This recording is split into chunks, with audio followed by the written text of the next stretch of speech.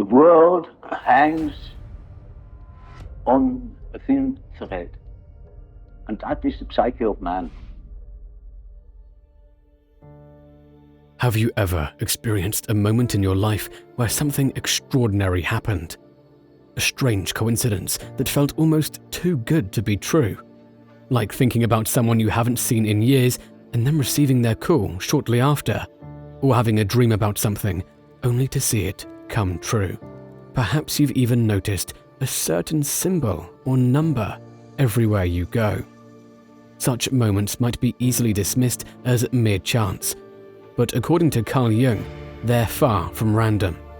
He proposed that these seemingly unrelated events could be manifestations of synchronicity, hinting at a deeper reality that transcends our conventional comprehension of the physical world. You've probably heard the word synchronicity, but what does it really mean? The concept of synchronicity emerged in Jung's work during the late 1920s and early 1930s, significantly influenced by his study of ancient Chinese philosophy, particularly the 3,000-year-old Book of Changes, known as the I Ching. This book, consisting of 64 hexagrams, served as a guide for decision-making and provided Jung with a framework to understand meaningful connections that transcend traditional causality. Jung's encounter with the work of Richard Wilhelm, who translated the I Ching, deepened his interest in synchronicity. He believed that the I Ching offered insights into the hidden structures of nature and the interconnectedness of events.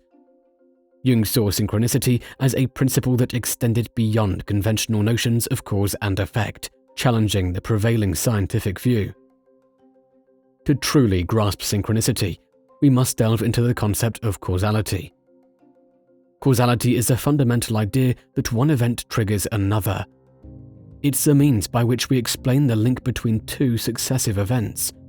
For instance, when we push a glass off the table, it falls. Pushing serves as the cause and falling as the effect.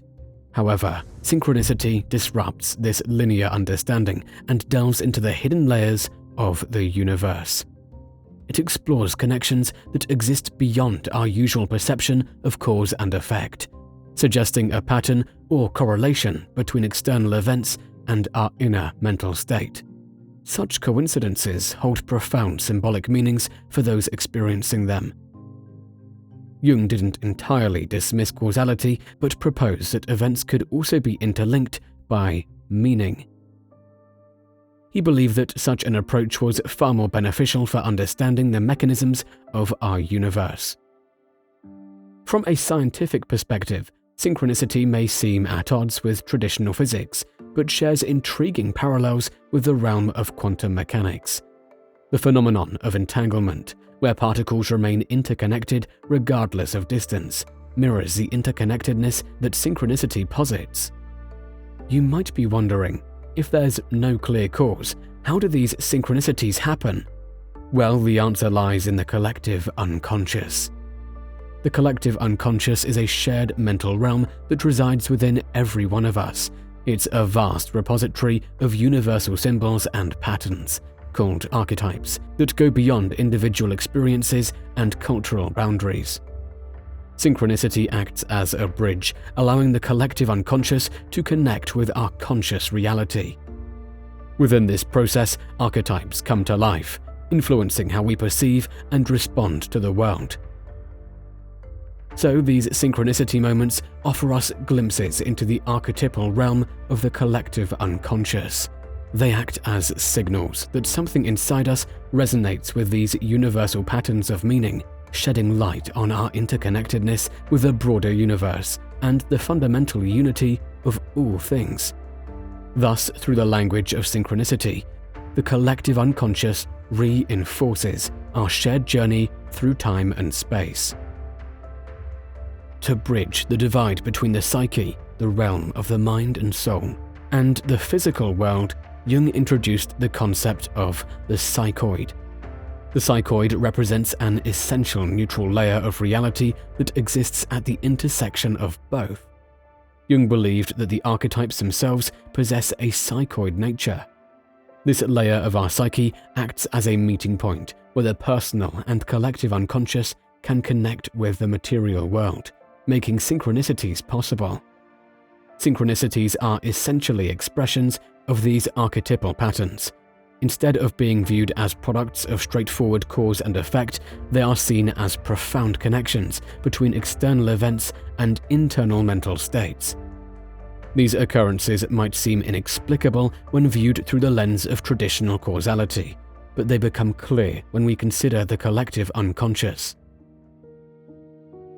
Jung drew a parallel between this principle and the Chinese philosophy of Tao, which emphasizes a harmonious union of opposites, as seen in complementary pairs like yin and yang. The Tao is often described as formless, yet it exudes a sense of completeness, like an all-encompassing cloak that covers every aspect of existence. It's a paradox, referred to as nothing not because it lacks significance, but because it weaves the intricate fabric of our sensory reality subtly, beyond direct observation. The Tao represents a unique bridge that harmonizes opposing aspects of our world. Within Chinese philosophy, they see reality as inherently understandable, thanks to an underlying, hidden rationality that exists within all things. Meaningful coincidences happen when both sides of a duality share this same essence, ultimately creating a harmonious order. The Tao embodies this concept, portraying an eternal and shapeless force, orchestrating our sensory experiences. So the question arises, how can one recognize synchronicities? Synchronicities are embedded in the fabric of daily life, but as Jung stated, synchronicity is an ever-present reality for those who have eyes to see. While there is no definitive list of signs of synchronicity, synchronicity manifests in various subtle yet profound ways. Common signs include the recurrence of numbers, encounters with symbolic objects, unexpected animal interactions, meaningful dreams, serendipitous meetings, and intuitive insights. Jung proposed that these meaningful coincidences often occur during times of intense emotional or psychological change. He believed that these instances can serve as messages from our subconscious, offering guidance, comfort, or even warnings exactly when we need them the most. One of Jung's famous examples involving synchronicity and the collective unconscious, he recalls a phenomenal experience. My example concerns a young woman patient who, in spite of efforts made on both sides, proved to be psychologically inaccessible. The difficulty lay in the fact that she always knew better about everything. Her excellent education had provided her with a weapon ideally suited to this purpose, namely a highly polished Cartesian rationalism with an impeccably geometrical idea of reality. After several fruitless attempts to sweeten her rationalism with a somewhat more human understanding, I had to confine myself to the hope that something unexpected and irrational would turn up, something that burst the intellectual retort into which she had sealed herself. Well, I was sitting opposite of her one day, with my back to the window, listening to her flow of rhetoric. She had an impressive dream the night before, in which someone had given her a golden scarab, a costly piece of jewelry. While she was still telling me this dream, I heard something behind me gently tapping on the window.